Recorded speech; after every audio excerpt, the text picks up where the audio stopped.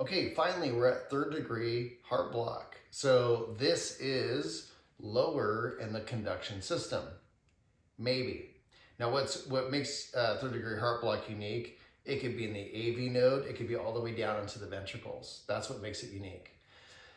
So the QRSs, in other words, could be narrow or they could be wide. Now most people are taught that the lower in the conduction system is, the wider the QRSs are, and that's true. But again, with third degree heart block, it could be anywhere in between. So if the QRS is narrow, more than likely you're going to be closer to the AV node, whereas if the QRS is wide, you're closer to the ventricles. So if it's narrow, atropine actually might work, but if it's wide, atropine probably won't work. Because remember, atropine works on the AV node. Okay, so what makes third degree unique is you have two heart rates. You have your atrial rate and you have your ventricular rate. Let's go over the natural intrinsic firing rates of each one of your pacemakers, right? So you have the SA node, which typically fires between 60 and 100 beats per minute. If that fails, then you have your AV node take over at 40 to 60. And again, if that fails, then we have the ventricles, and the ventricles fire between 20 and 40 beats per minute. Okay, so we have two different rates. So this is why we have more P waves and QRSs on a third degree heart block.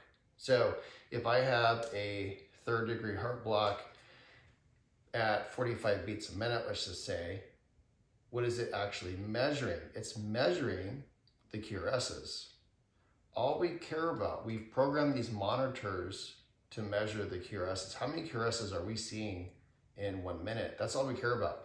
When is that left ventricle contracting, right? So that's our pump. We really don't care so much about what the atrium are doing, it's the ventricles. So when you see third degree heart block, 45 beats a minute, that means that there are 45 QRSs going by in 1 minute. How many P waves would I expect to see? Anywhere between 60 and 100.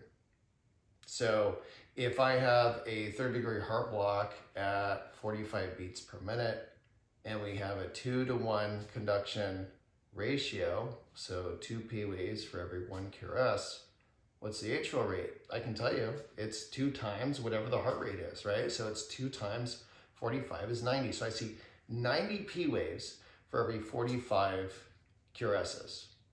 So, okay, now the thing about third degree heart block is there's no dropped QRS. And what's gonna save you on 1 or 2 questions on your ACLS test is this. This is one of the ones that are commonly missed. I've graded so many ACLS tests. The difference between second degree type 1 and third degree. What's the difference? Third degree, there is no drop QRS. And how do I know that? Because the R to R interval is always the same. So anytime you analyze a heart block, do this first. Look at the QRSs and just find out if there's a drop. How do I know there's a drop? The R to R interval has to change. If the R to R interval does not change, there's no drop to QRS. I don't care what the P waves are doing. I don't care how many P waves there are.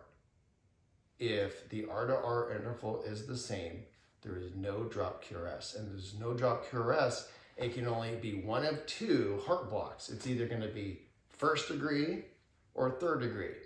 Those cannot be confused with each other, right? Because first degree heart block is 1-to-1 conduction and third degree is going to be variable. All right, so that's third degree or complete heart block.